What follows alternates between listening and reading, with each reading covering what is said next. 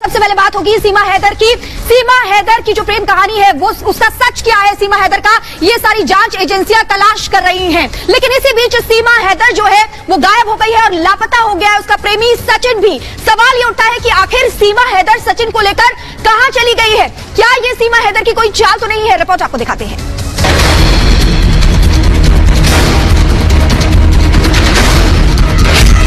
कहां गई सीमा हैदर? नहीं मिली सचिन के घर। पाकिस्तानी सीमा की नई चाल, परेशान कर रहे जासूसी पर सवाल।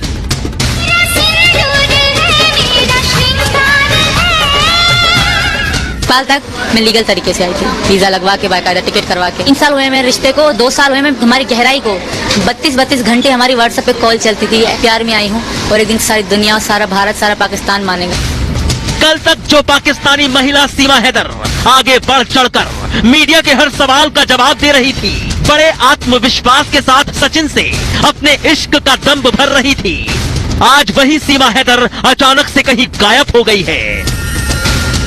ऐसे में सवाल उठ गए हैं कि आखिर सीमा हैदर कहां चली गई है? सीमा के बच्चे सचिन के घर पर हैं, तो फिर सीमा उन्हें छोड़कर किधर गई? प्रेमी सचिन भी सीमा के साथ लापता है। क्या ये सीमा हैदर का कोई नया पैतरा है या फिर किसी ने सीमा को मीडिया से बातचीत करने पर रोका है? जब पुलिस की जांच चल रही है तो फिर सीमा ऐसे कैसे गायब हो गई? सीमा का अचानक गुमशुदा होना क्या कोई गंभीर बात नहीं है? जो जब गेट देख रहे हैं, इसी घर के अंदर सीमा हैदर, उनके बच्चे और सचिन रहते हैं। हालांकि अभी फिलहाल घर के अंदर बच्चे ही मौजूद हैं, सीमा हैदर और सचिन घर पर नहीं है। हम शाम के वक्त यहाँ पर पहुंचे, लोगों से बातचीत करी थी, लोगों को कोई जानकारी नहीं थी, लेकिन आस पड़ोस के लोगों से हमने बातचीत करी तो उन्होंने यही जानकारी दी कि सुबह के समय 7 बजे के आसपास सीमा हैदर और सचिन जो थे यहाँ से गए थे। जानकारी के मुताबिक सीमा हैदर और सचिन अपने रबुपुरा वाले घर पर मौजूद नहीं हैं। इलाके के लोग बता रहे हैं कि गुरुवार सुबह तकरीबन 7 बजे सीमा हैदर और सचिन को एक साथ घर के बाहर जाते हुए देखा था। लेकिन सवाल फिर वही है कि सीमा के बच्चे घर पर हैं, तो फिर वो कहां गई?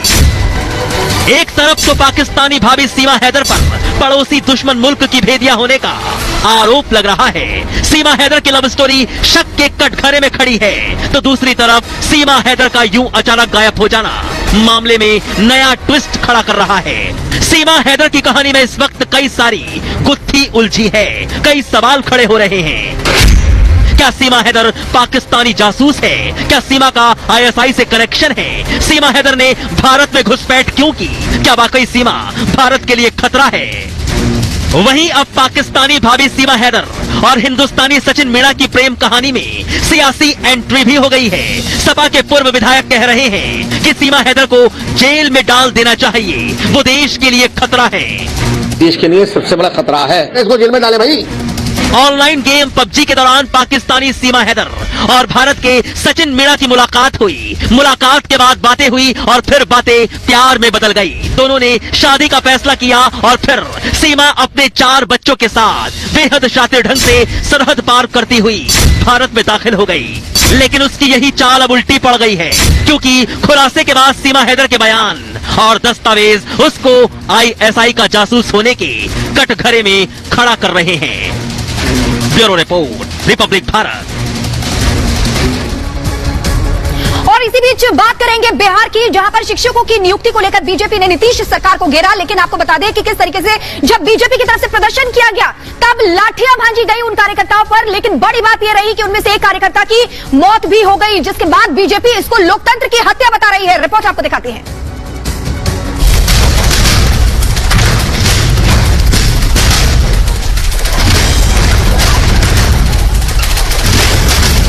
बिहार में समय समय पर सुशासन राज की असलियत सामने आती रही है। पिछले साल पाला बदलकर महागठबंधन में जाने के बाद से नीतीश कुमार के सूबे में कानून व्यवस्था को अपराधियों से रोज चुनौती मिल रही है।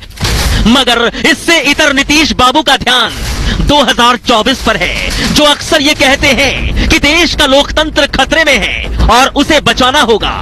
मगर विरोधाभास देखिए कि उन्हीं के बिहार में लोकतंत्र इस कदर दम तोड़ रहा है। आप खुद देख सकते हैं। जहां प्रदर्शन करने पर लाठियां मिलती हैं और विरोध करने की सजा मौत है। बिहार में लाठी की मार। सुशासन बाबू की सरकार है। प्रदर्शन किया तो लाठी खाओगे, विरोध के बदले मौत पाओगे। दरअसल बिहार में डिप्टी सीएम तेजस्वी यादव की बर्खास्तगी और शिक्षकों की नियुक्ति को लेकर सियासी खींचतान चल रही है, जिस पर नीतीश सरकार और बीजेपी आमने सामने है। गुरुवार को बीजेपी ने शिक्षकों की नियुक्ति के मुद्दे पर नीतीश सरकार के खिलाफ मोर्चा खोल दिया और विधानसभा में जमकर विरोध किया, जिस पर सदन में मौजूद मार्शल ने दो बीजेपी विधायकों को बाहर कर दिया। फिर क्या था, बीजेपी विधायकों ने सदन से वॉकआउट कर दिया और गांधी प्रतिमा से मार्च निकालना शुरू कर दिया। बीजेपी कार्यकर्ताओं का ये मार्च जब पटना के डाक बंगला चौराहे पर पहुंचा तो पुलिस ने कार्यकर्ताओं पर बल प्रयोग किया। जहां पटना पुलिस ने बीजेपी नेताओं पर पहले वाटर कैनन का इस्तेमाल किया, आंसू गैस के गोले छोड़े। इसके बाद भी जब मामला शांत नहीं हुआ तो पटना पुलिस ने बीजेपी कार्यकर्ताओं पर लाठीचार्ज कर दिया, जिसमें कई कार्यकर्ताओं को चोटें आई तो वहीं एक बीजेपी कार्यकर्ता की मौत हो गई। गैस के गोले भी छोड़े जा रहे हैं, लाठीचार्ज कर दिया। एक तरीके से देखिए, ये भाजपा के कार्यकर्ता जो है खदेड़ दिए गए। पुलिस बल एक तरफ मौजूद, दूसरी तरफ भाजपा कार्यकर्ता डाक बंगला की तरफ, और ये देखिए आंसू गैस के गोले छोड़े जा रहे हैं। मृतक बीजेपी कार्यकर्ता का नाम विजय कुमार सिंह है, जो कि जहानाबाद में बीजेपी का महामंत्री था। बीजेपी ने कार्यकर्ता की मौत को हत्या बताते हुए आरोप लगाया कि पटना पुलिस की लाठीचार्ज में कार्यकर्ता की मौत हुई। बीजेपी अध्यक्ष जेपी नड्डा ने नीतीश सरकार पर हमला बोलते हुए कहा कि कार्यकर्ताओं पर लाठीचार्ज राज्य सरकार की विफलता और बौखलाहट का नतीजा है। महागठबंधन की सरकार भ्रष्टाचार के किले को बचाने के लिए लोकतंत्र पर हमला कर रही है। जिस व्यक्ति पर चार्जशीट हुई है उसको बचाने के लिए सीएम अपनी नैतिकता तक भूल गए हैं। तो वहीं दूसरे बीजेपी नेताओं ने भी सीएम नीतीश कुमार से जवाब मांगा। ये हमला पूरी तैयारी था, पूर्व नियोजित षड्यंत्र था, और इस षड्यंत्रकारियों का ये सरकार की उल्टी गिनती शुरू हो गई है आपके पास। इन्हें तो जाना ही होगा, पलटू राम तुम्हें तो जाना ही होगा, चाहे जो भी सूरत हो। पलटू राम को पलट करके ही बिहार की जनता और पूरी तरह से शांत बैठेगी। हमारे परिवार के सदस्य की मृत्यु हुई है और हत्या नीतीश कुमार जी ने कराया। जिस तरह लाठी चलाने का काम किया गया, आंसू गैस छोड़ने का काम किया गया, ये पूरी तरह स्पष्ट है ये नीतीश कुमार जी बिहार में भाजपा के लोगों की हत्या कराना चाहते हैं। अरे जो कुछ हुआ है सभी नीतीश कुमार के इशारे पर हुआ है। इस मुद्दे को हम छोड़ेंगे नहीं। उनको लगता है कि बीजेपी वाले चुप हो जाएंगे। हम सदन के भीतर भी लड़ेंगे और सदन के बाहर भी लड़ेंगे। और जो हमारे कार्यकर्ताओं को, सांसदों को, विधायकों को जो चोट लगी है, ये खून बेकार नहीं जाएगा और बिहार की जनता इसका बदला लेने का काम करेगी। इस पर चिराग पासवान और जीतन राम मांझी ने भी नीतीश सरकार पर जमकर निशाना साधा। जहां चिराग पासवान ने नीतीश कुमार से पूछा कि क्या बिहार में अघोषित आपातकाल है, तो जीतन राम मांझी ने कहा कि सीएम पर हत्या का मुकदमा चलना चाहिए। ये मौत ही नहीं है भैया, ये हत्या है। किसी को आपके शासनकाल में लाठी से पीट कर मार दिया जाता है, ये हत्या की श्रेणी नहीं आता। तो इस हत्या का जिम्मेदार कौन है? मुख्यमंत्री जी। आप प्रदेश के मुख्यमंत्री होने के साथ साथ हमारे प्रदेश के गृह मंत्री भी हैं। ये जवाबदेही मुख्यमंत्री नीतीश कुमार जी की बनती है कि भैया उनके खिलाफ उठने वाली हर आवाज को शांत करने के लिए लाठी का इस्तेमाल क्यों किया जाता है? प्री प्लानिंग था कि हम जो आएंगे प्रदर्शनकारी उनको हम मारेंगे, और बुरी तरह से लोग मारा है। लोग हम समझते हैं कि जातीय जनतंत्र में इसकी जगह नहीं है जो किया गया है। इसलिए हम तो यही समझते हैं कि ये माननीय नीतीश कुमार जी का एक कातिलाना हरकत है। हम उन पर कहते 302 का मुकदमा उन पर चलना चाहिए। इस्तीफा तो हो ही, 302 का मुकदमा उन पर चलना चाहिए। कार्यकर्ता की मौत के बाद बीजेपी की तरफ से आरोपों की बौछार पर महागठबंधन ने भी जवाब दिया। आपने हुड़दंगाई की, लंपटाई की सड़कों पर, तो शासन का कर्तव्य है कि हम लाइन ऑर्डर को भी कंट्रोल रखें। आंसू गैस के गोले छोड़ करके नियंत्रित करने की कोशिश की, लेकिन भाजपा के गुंडाई प्रवृत्ति के लोगों ने जिस तरह से पुलिस बल के साथ बदसलूकियां की, डंडे का प्रहार किया, तो लाइन ऑर्डर को कंट्रोल करना पुलिस का भी कर्तव्य बन जाता है। कि ये हुड़दंग ये किया गया था डिरेल करने के लिए किसी के आदेश से, लेकिन संभव नहीं। तो वहीं बीजेपी के हमलों पर सूबे के डिप्टी सीएम तेजस्वी यादव भी बोले। भी नहीं था उसमें। ये तो बेकार का हुड़दंग कर रहे हैं। 18 साल तक कौन था भाई यहाँ सरकार में? अरे हम तो मेरा जवाब दीजिए ना, ये कौन था?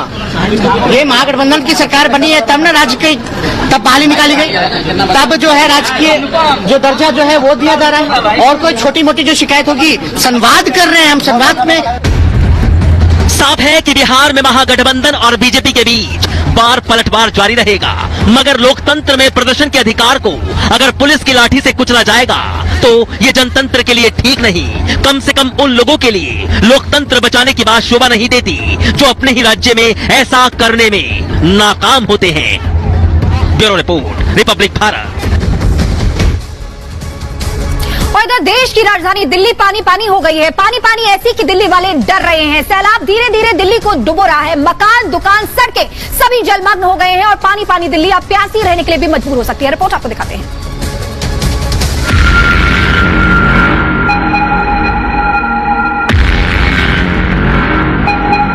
देश की राजधानी दिल्ली टेंशन में है। उफान मारती यमुना में लहरों की दहाड़ से दिल्ली वाले थर थर कांप रहे हैं। यमुना विकराल हो गई है, अपना रौद्र रूप दिखा रही है। दिल्ली में यमुना का जलस्तर खतरे के निशान 205.33 मीटर को पार कर चुका है और अब यमुना डेंजर लेवल क्रॉस कर 208.62 मीटर पर बहकर दिल्ली को डुबाने पर आमादा है। सड़कों पर कोई वाहन नहीं दिख रहा है, कोई यातायात नहीं दिख रहा है। सब कुछ जैसे लग रहा है कि मानो दिल्ली, राजधानी दिल्ली थम सी गई हो, सिर्फ पानी ही पानी दिख रहा है। दिल्ली में रौद्र रूप ले चुकी यमुना को देखकर लोगों का ब्लड प्रेशर बढ़ रहा है। दिल्ली के लोगों ने आज तक कभी यमुना में इतना पानी नहीं देखा। 45 साल पहले यमुना का जलस्तर 1978 में 207.49 मीटर तक पहुंच गया था। अब इस रिकॉर्ड को तोड़ते हुए जलस्तर 208.62 मीटर तक पहुंच गया है। 1978 में दिल्ली में बाढ़ आई थी। दिल्ली के कई इलाके बाढ़ में डूब गए थे और अब दोबारा फिर से बाढ़ जैसे हालात बन गए हैं। ऐसा लग रहा है कि बहुत तबाही होने वाली है आने वाले टाइम में, तो इसलिए यहाँ पानी का स्तर देखते ही पता लग रहा है कि मतलब बहुत दिक्कत सामना करना पड़ रहा है दिल्ली के लोगों को। इससे पहले तो नहीं दिखी थी, सिर्फ सुना था हमने कि 1978 में आया था। पानी जिस तरीके से बढ़ रहा है ये काफी नुकसानदायक है। यहाँ पे गरीब बेचारे परेशान हो रहे हैं। 30 साल हो गए यहाँ, ऐसा नहीं देगा। 15 साल हो गया दिल्ली के अंदर, कभी ऐसा नजारा नहीं देखा है दिल्ली में। अब की पहली बार स्पेशल अपना ऑटो रिक्शा लेकर के देखने के लिए आए। हम भी यहाँ दुकान लगाते हैं, बगल में दुकान उकान सारा भग गया, बंद हो गया, काम धाम हो नहीं रहा। पूरा मंदिर में भी पानी भर चुका है। यहाँ दुकान के पास इतना पानी हो गया है। हमारे केजरीवाल ने कह दिया था झील बनानी, वाकई में झील बन गई दिल्ली। दिल्ली के वीवीआईपी इलाके तक पानी पहुंच गया है। मुख्यमंत्री केजरीवाल के घर और दफ्तर तक भी बाढ़ का पानी पहुंचने लगा है। और ये तस्वीर आप देख रहे हैं दिल्ली के मुख्यमंत्री दफ्तर के पीछे की सड़क, और आप देखेंगे कि कैसे यमुना का पानी दिल्ली की सड़कों पर बह रहा है। झरने जैसी तस्वीरें, जो गाड़ियां यहाँ से गुजर रही थी वो अब फंस चुकी है। और आप देखेंगे कि एक तरफ की पूरी सड़क इस तरीके से पानी में भरी हुई है, गाड़ियां यहाँ पर फंसी हुई नजर आ रही है। दिल्ली के निचले इलाकों में पानी भरना शुरू हो गया है। सीएम केजरीवाल ने भी लोगों से घर छोड़ने की अपील की है। दिल्ली के कई इलाकों में बाढ़ का पानी घुसने से स्कूलों की छुट्टियां हो गई हैं। बाढ़ के हालात को देखते हुए ट्रैफिक नियम में बदलाव किए गए हैं। तो लोग बाढ़ से परेशान है राजधानी दिल्ली में। 10 मिनट में फिलहाल इतना ही, लेकिन बाकी बड़ी खबरों के लिए बने रहिए रिपब्लिक भारत के साथ।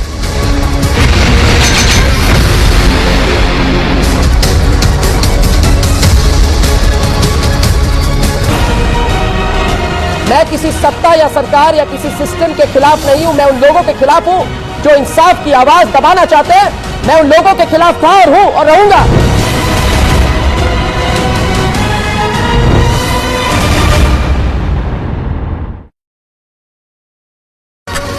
प्यार में सब जायज होता है, प्यार के लिए कुछ भी हो सकता है, प्यार में हम सब कुछ करने को तैयार हैं।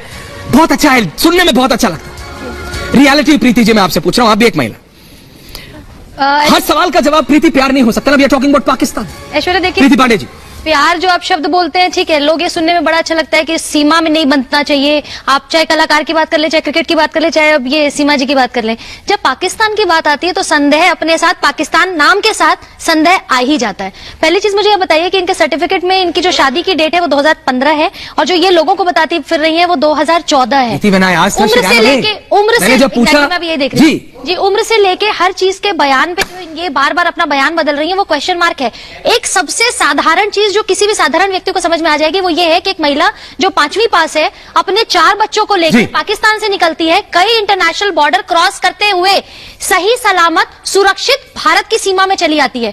मतलब आप ये सोचिए कि हम लोग अगर कहीं ट्रैवल करते हैं देश विदेश कहीं पे भी, तो ये इस बात की कोई गारंटी नहीं होती कि सुरक्षित हम कहीं पहुंचेंगे या नहीं पहुंचेंगे। लेकिन एक महिला 4 बच्चों को लेकर इतनी सीमाओं को पार करके अगर भारत चली आती है तो 100% कहीं ना कहीं कोई ना कोई लॉबी जरूर है जो इनको यहां तक पहुंचाने में काम कर रही है। बिल्कुल पूरी जांच। जी, हमारे उस कैमरा में थोड़ी सी दिक्कत आ रही है, मैं आपसे निवेदन करूंगा अगर आप वहां से उठ के अगर आप इधर आ जाएं जनरल साहब के पास, कोई बात नहीं लाइव टीवी पे। लेकिन जनरल साहब मैं आपसे पूछना चाहता हूं, जनरल साहब हम इतनी बड़ी बड़ी अपनी एजेंसीज की बात करते हैं, आर्मी की बात करते हैं, एक महिला, प्रोफेसर साहब आ रहा हूं आपके पास, I know you have very very strong feelings on this issue, but general साहब मैं फौज की तरफ समझना चाह रहा हूं, इधर एक महिला है जो कहती है, मतलब अगर आप सचिन का घर देखें उसके मुकाबले में टीना जी मैम तो ऐसा लगेगा महल है, ऐसे झोपड़ी से निकल के वो पाकिस्तान से, और उसे रूट पता है, उसे पासपोर्ट्स पता है, उसे एग्जैक्टली पता है क्या भारत में आने का रूट है, क्या ये सिंपल है?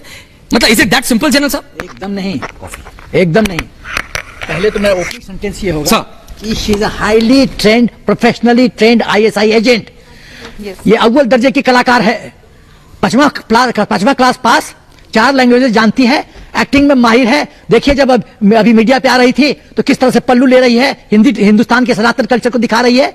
ये बहुत बड़ी एक्ट्रेस है।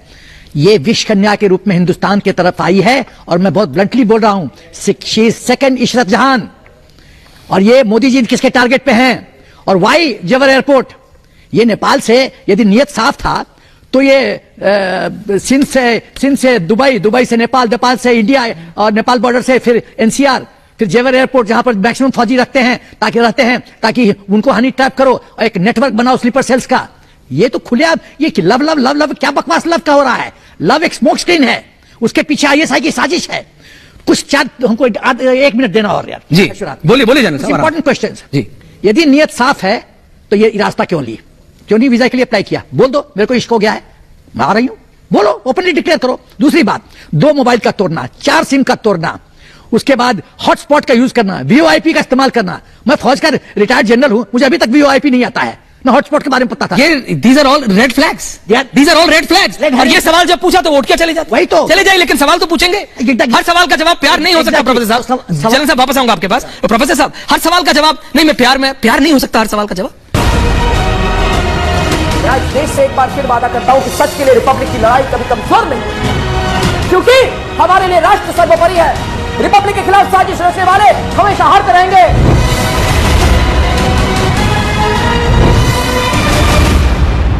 सबसे ज्यादा तो आज जो अफसोस और रोना आ रहा है जी, वो अपने हिंदुस्तानियों पे आ रहा है कि अतिथि देवो भव को हम हमेशा आक्रांतो देवो भव बना लेते हैं।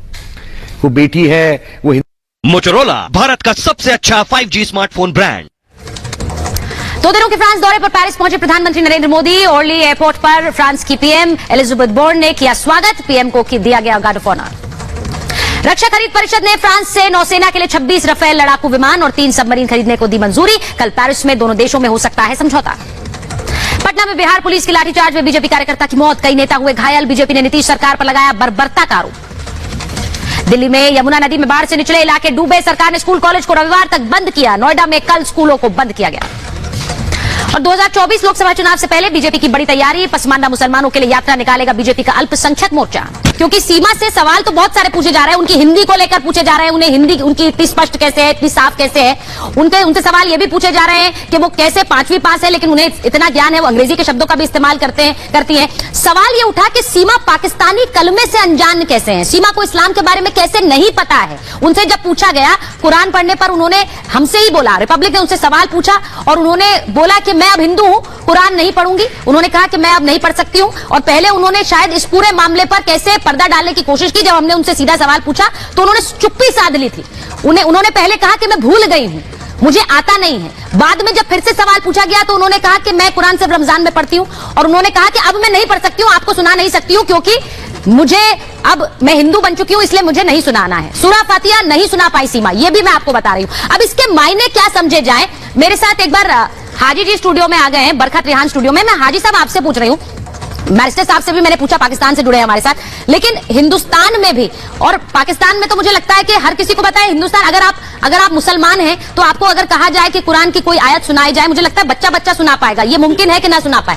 हाजी साहब, ये तो बिल्कुल है कि अगर आप मेरे से पूछा जाए आप कलमा सुना दीजिए, मैं कलमा बता दूंगा, आप मेरे से कोई हदीस पूछेंगे मैं हदीस भी बता दूंगा। तो ये सारी चीजें जो है ये दिखाई दे रहा है कि ये किसी तरीके से आईएसआई की जो है गतिविधि के अनुसार ये प्री प्लान यहाँ पर देश में हमारे भेजी गई, किसी तरीके से यहाँ ये जासूस है, ये किसी, मगर इस पर जो हमारी शासन प्रशासन का काम, ये मतलब कैसे, मतलब हिंदुस्तान में कैसे एंट्री हो गई, ये जांच का विषय है बहुत बड़ा। क्योंकि कोई भी ऐसे, तो फिर हमारे देश में तो क्या कोई धर्मशाला थोड़ी खोल रखी है हमने कि कोई भी आए और हम उसे जो है, मगर कुछ लोग जो हिंदुओं के हमारे भाई ठेकेदार बनते हैं वो उसका महिमा मंडन कर रहे हैं, उसके बारे में अच्छाई बता रहे कि वो सनातन धर्म में आ गई और उसका फेवर भी कर रहे हैं। वो 4-4, 5-5 पासपोर्ट लेके बैठी हैं, जो कि सारा और 5-5 फोन चला रही हैं और बहुत सारी बातें वो 22 साल की बता रही हैं, कभी 27 साल की बताती हैं। तो उनकी बातों में ही उनकी सारी चीजें निकल कर आ रही कि किसी तरीके से वो हमारे देश में रहना चाहती हैं और बाद में इसका क्या परिणाम होंगे वो तो देखिए सरकार जानेगी। सरकार, हम कह रहे हैं ऐसे लोगों को देश में नागरिकता नहीं मिलनी चाहिए, ना ही उनका कोई समर्थन करना चाहिए, उन्हें जेल में डालना चाहिए।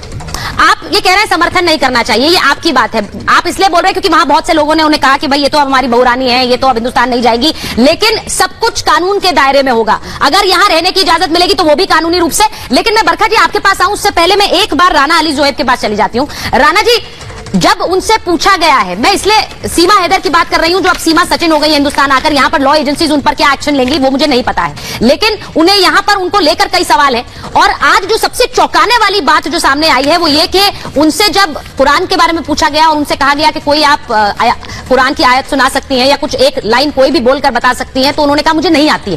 बाद में उन्होंने कहा मैं हिंदू हो गई हूं, मैं नहीं सुना सकती हूं। तो ये अपने आप में एक डाउट खड़ा कर रहा है, बहुत बड़ा सवाल खड़ा कर रहा है। मुझे लगता है पाकिस्तान में ऐसा कोई मुसलमान होगा जो कहे कि मुझे नहीं आती है। ये अगर सवाल आप मेरे से करें तो मैं एक मुसलमान हूं, मैं उसका आपको जवाब दे सकता हूं। जी प्लीज। लेकिन कोई दूसरा मुसलमान, हाँ। अब तो खैर वो मुसलमान है नहीं है, अब तो वो हिंदू हो चुकी हैं, तो वो क्यों नहीं वो सुनाना चाह रही हैं या वो क्यों इस तरह से कह रही हैं कि मुझे नहीं आता, इसका जवाब आई एम सॉरी कि मैं आपको नहीं दे सकता। उसकी वजह यह है कि वो मेरी जात से मुतालिक नहीं है, वो सीमा से मुतालिक है जो इस वक्त आपके पास है, तो इसका जवाब आपको उन्हीं से लेना पड़ेगा। और यहाँ पर आकर वो इतना ढोंग कर रही है, क्या प्यार प्यार लगा रहे, क्योंकि हर चीज में साजिश दिख रही है, चाहे उनका यहाँ आना हो, रहना हो, उनका बॉडी लैंग्वेज देखिए, वो कितना कॉन्फिडेंटली, इतना हाव भाव उनके देखिए आप, और उनकी बोली देखिए, अंग्रेजी हिंदी तो वो बोल रही है, वो यूपी की भाषा तक बोल रही है। ये मतलब उनका बिल्कुल, मेरे को अशेरा जी वहाँ का फ्रेम भी जरा दीजिएगा, वापस आके बैठे भाग गए। परवरिश दिल्ली की है, बट मुझे 5 साल हो गया नोएडा रहते हुए, मेरे में ये यूपी का बोली नहीं आया, वो 4 दिन की आई हुई यूपी की बोली बोल रही है। यानी कि वो एक वेल ट्रेन्ड एक रिसोर्स है, वो जो इतनी बातें कर रही है। उसको नमाज पूछा तो उसे नमाज नहीं आती है, आयतें पूछी उसे आयतें नहीं याद नहीं है उसे, वो यहाँ पर हिंदुत्व का ढोंग कर रही है। तो ये बहुत बड़ी कहीं ना कहीं साजिश है, और क्योंकि ये हमारी देश की सुरक्षा का सवाल है तो इस पे बहुत स्ट्रिक्ट इन्वेस्टिगेशन होना चाहिए और ऐसा पनिशमेंट होना चाहिए अगर ये पकड़ी जाती है कि कभी कोई ऐसा करने से भी डरे और भारत में आने से डरे। बिल्कुल, मैं आ रहा हूं, मेरे साथ फॉर्मर रॉ ऑफिसर एनके सिंह साहब, एनके सूद साहब, जनरल साहब ने भी कहा, प्रोफेसर साहब ने भी कहा कि we are just not ready to accept, हम ये मानने को तैयार नहीं कि हमारी एजेंसीज को ये नहीं पता हो। एक आम व्यक्ति के तौर पे सोचूंगा, पहले दिन जब ये खबर आई तो पहला सवाल उठा, यार हमारी एजेंसीज क्या कर रही थी, बॉर्डर सिक्योरिटी फोर्स क्या कर रही थी, आईटीबीपी क्या कर रही थी, नेपाल से आ गई, कैसे आ गई, 4 बच्चे थे, क्या दैट वाज अ कवर, कैसे आ गई। लेकिन अब जब और परत दर परत खुल रही है, वो सारे रेड फ्लैग सामने आ रहे हैं, तो जैसे जनरल साहब और प्रोफेसर साहब ने कहा कि शायद हमारी एजेंसीज ने अलाउ किया समझने के लिए कि आखिरकार ये पूरा माजरा क्या है। देखिए सूद साहब, देखिए मैं अपने एक्सपीरियंस से कहूंगा,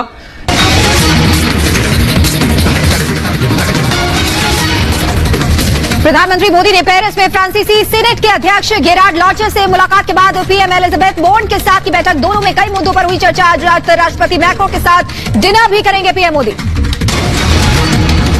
पेरिस में पीएम मोदी थोड़ी देर में भारतीय समुदाय को करेंगे संबोधित। पीएम मोदी के स्वागत में प्रवासी भारतीयों ने सांस्कृतिक कार्यक्रम किया प्रस्तुत। दिल्ली में उफनती यमुना लाई बाढ़, सचिवालय, लाल किला समेत कई इलाके डूबे, निचले इलाकों से लोगों को निकालने का काम जारी। दिल्ली के सभी स्कूल कॉलेज रविवार तक बंद। पटना में लाठीचार्ज के विरोध में कल काला दिवस मनाएगी बीजेपी, कहा सरेआम नेताओं पर लाठीचार्ज गुंडागर्दी है। तेजस्वी यादव बोले किसी से कोई बदला नहीं लिया। जम्मू कश्मीर को शोपियां में आतंकी हमला, 3 गैर कश्मीरी मजदूरों को आतंकियों ने मारी गोली, सुरक्षा बलों ने पूरे इलाके को घेरा। मिशन चंद्रयान 3 के लिए काउंटडाउन शुरू। कल दोपहर आंध्र प्रदेश के श्रीहरिकोटा से किया जाएगा लॉन्च। इसरो ने लॉन्चिंग की सभी तैयारियां पूरी की।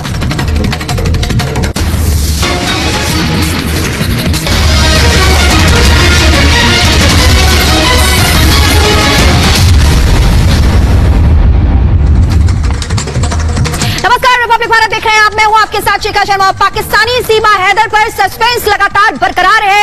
हर दिन नए नए खुलासे हो रहे हैं। आपको बता दें कि आज बड़ी बात यह हुई कि किस तरीके से सीमा हैदर आज गायब हो गई। हर दिन नए सवाल खड़े हो रहे हैं। लगातार जांच एजेंसियां जांच करने की कोशिश कर रही है। एक और बड़ा और नया खुलासा हुआ है, दिखाते हैं आपको इस रिपोर्ट के जरिए।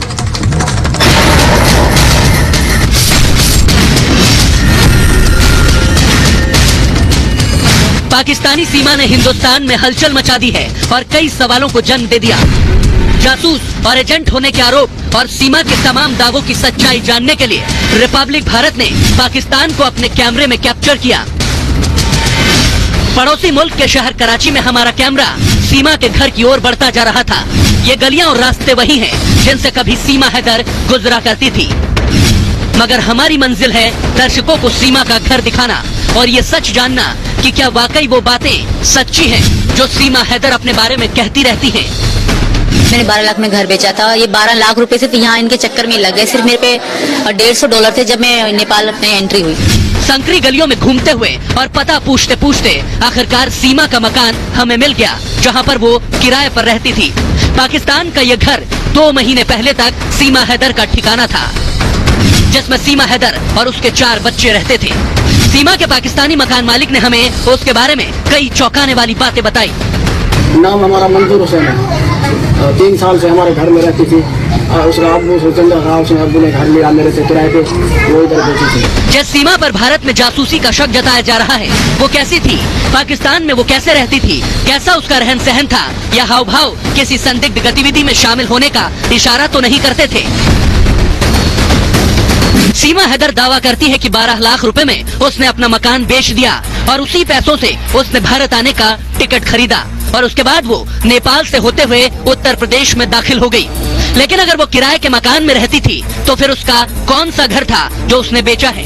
इस सवाल का जवाब हमें सीमा के कराची वाले मकान मालिक मंजूर हुसैन ने दिया। हमारे को किराया इसका मियाँ देता था, ये फोन करती थी, वो पैसे भेज देता था। बच्चों का खर्चा भी, किराया भी वो हमारे को देती थी, इधर देती थी। फिर उसने पैसे भेजे इसके लिए, गुलाम हैदर ने, इसने मकान लिया। फिर उसका अपना मकान था, मकान बेच के हमारे को बोल गई तो हम गांव जा रही है, हमारा 4-5 दिन घर का थोड़ा सामान का ख्याल रखो, हम वापस आएंगे। तो फिर वापस आई नहीं। सीमा को लेकर अब ये तो साफ हो गया कि वो कराची में किराए पर रहती थी, मगर इस बीच खबर आ रही है कि सीमा हैदर और सचिन अपने ग्रेटर नोएडा वाले घर से भी गायब हो गए हैं। तो क्या सवालों से बचने या फिर पुलिस के डर से दोनों अंडरग्राउंड हो चुके हैं? मेरे पीछे की ओर जब गेट देख रहे हैं, इसी घर के अंदर सीमा हैदर, उनके बच्चे और सचिन रहते हैं। हालांकि अभी फिलहाल घर के अंदर बच्चे ही मौजूद हैं। सीमा हैदर और सचिन घर पर नहीं है। हम शाम के वक्त यहाँ पर पहुंचे, लोगों से बातचीत करी तो लोगों को कोई जानकारी नहीं थी, लेकिन आस पड़ोस के लोगों से हमने बातचीत करी तो उन्होंने यही जानकारी दी कि सुबह के समय 7 बजे के आसपास सीमा हैदर और सचिन जो थे यहाँ से गए थे। सीमा पर बढ़ते सस्पेंस के बीच समाजवादी पार्टी के पूर्व विधायक जमीरुल्लाह ने सीमा को भारत के लिए खतरा बता दिया है और उन्हें जल्द डिपोर्ट करने की मांग की है। मैं यही कहूँगा, ये देश के लिए सबसे बड़ा खतरा है। उन देशभक्तों को समझ जाइए जो देशभक्ति रोजाना वो करते हैं, वो दुहा लगाते। एक औरत पाकिस्तान से बिना वीजे के इंडिया में आ गई और राजधानी में आ गई, तो आतंकवादी को आने में कितनी देर लगेगी भाई? हम सब खतरे के कगार पे खड़े हुए। सवाल इस बात का है, राजनीति से जुड़े लोग ही नहीं, एक्सपर्ट और आम लोगों में भी अब सीमा को लेकर शक बढ़ता जा रहा है। कहाँ से चलेगा इंस्ट्रूमेंट? मोबाइल फोन सस्ते नहीं आते, कितने भी सस्ते हो, और 2 मोबाइल को तोड़ देना, सिम कार्ड को तोड़ देना। जाहिर है कि माली हालात आपके ऐसे नहीं थे कि आप 2 फोन तोड़ते, जब तक कि आप अपने फुटप्रिंट्स और फिंगरप्रिंट्स न मिटा लें। मैं मानवता के पॉइंट ऑफ व्यू से, लव के पॉइंट ऑफ व्यू से, को एग्जिस्टेंस के पॉइंट ऑफ व्यू से सारे बेनिफिट